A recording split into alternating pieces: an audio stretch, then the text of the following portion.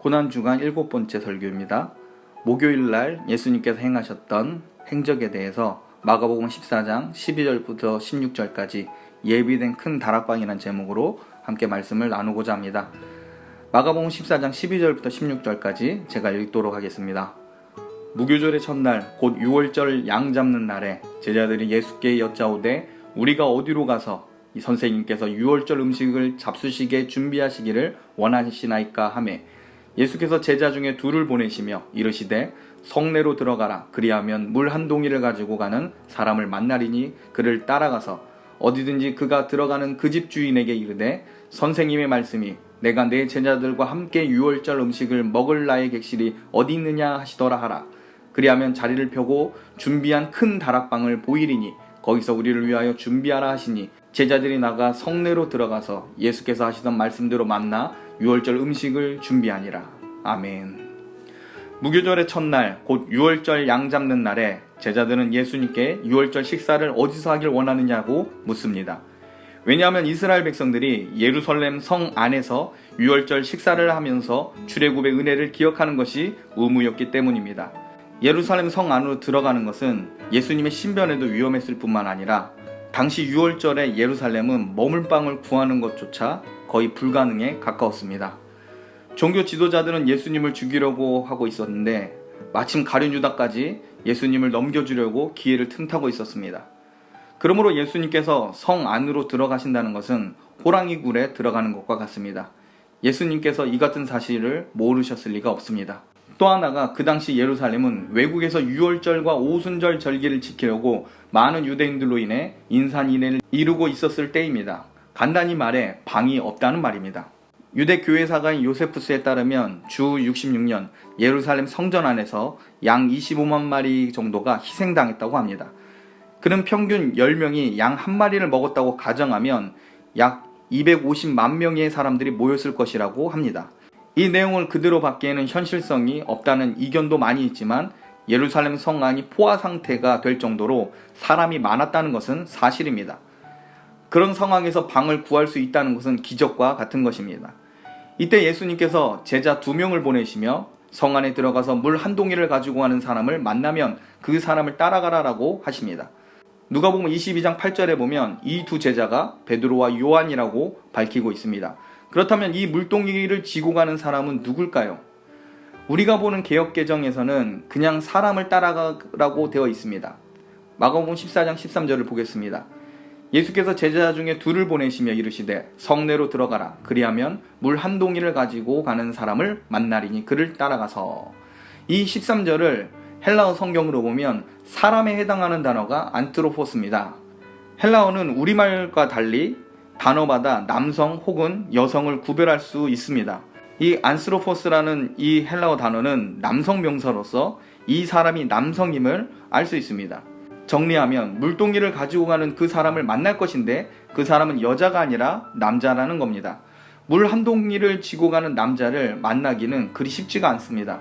왜냐하면 보통 물동이는 여자들이 지고 다녔고 남자는 가죽 부대를 가지고 다녔기 때문입니다. 6월절을 앞두고 수많은 사람들이 예루살렘에 바글바글 할 때 예수님께서 성내에 가면 물동이를 지고 가는 남자를 만나게 될 것인데 그 사람을 따라가라고 말씀하신 겁니다. 14장 14절 말씀 읽겠습니다. 어디든지 그가 들어가는 그 집 주인에게 이르되 선생님의 말씀이 내가 내 제자들과 함께 6월절 음식을 먹을 나의 객실이 어디 있느냐 하시더라 하라. 14절을 통해 물동이를 지고 가는 남자가 하인임을 짐작할 수 있습니다. 정리해보면 물동이를 지고 가는 남자 하인을 따라가서 도착한 집에 들어가 집주인에게 객실을 요구하라고 하십니다. 일단 우리는 이 비슷한 사건을 마가복음 11장에서 본 적이 있습니다. 예수님께서 예루살렘에 입성하시기 전에 한 번도 타지 않는 나귀를 구하실 때도 이와 비슷한 방법으로 구하셨습니다. 제자를 보내서 나귀를 발견하게 하시고 나귀를 풀어 가져올 때 주인이 왜 가져가냐고 하면 주가 쓰시겠다라고 하고 가져오라고 하셨습니다. 마치 예수님께서 앞니를 내다보듯이 제자들에게 할 말까지 주시면서 나귀를 얻게 하십니다.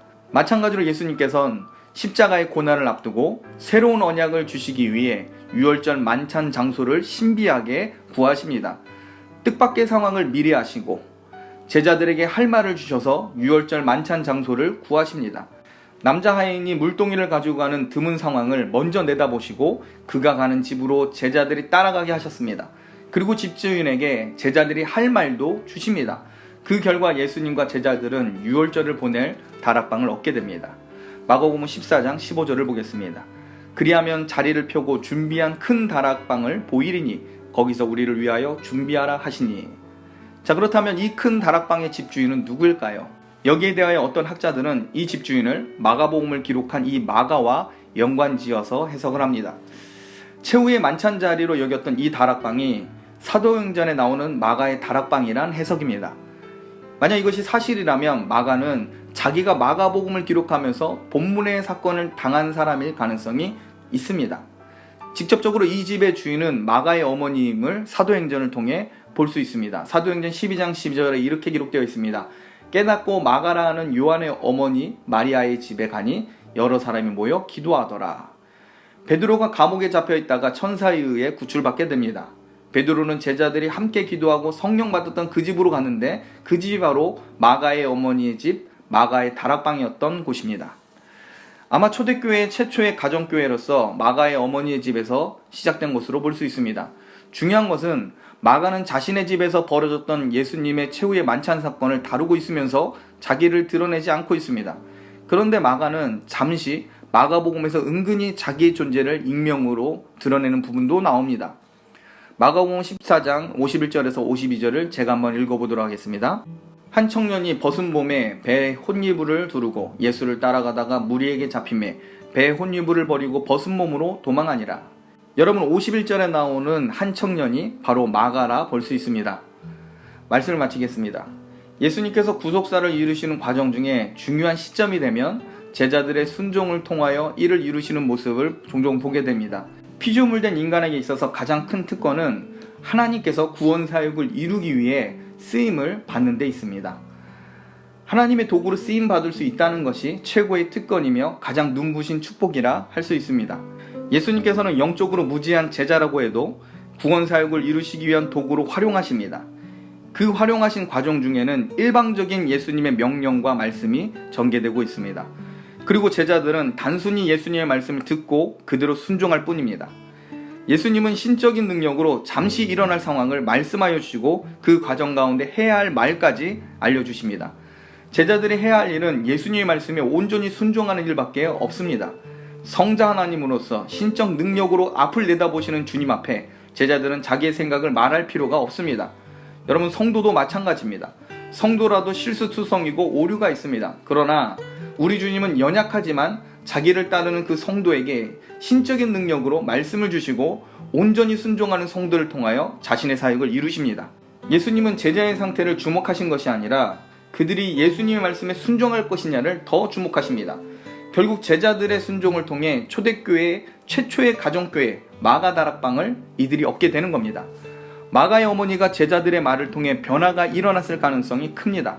마태복음에는 예수님의 보냄을 받은 제자들이 그 주인에게 전했던 말 중에 내 때가 가까이 왔다라고 하는 예수님의 말이 첨가되어 있습니다.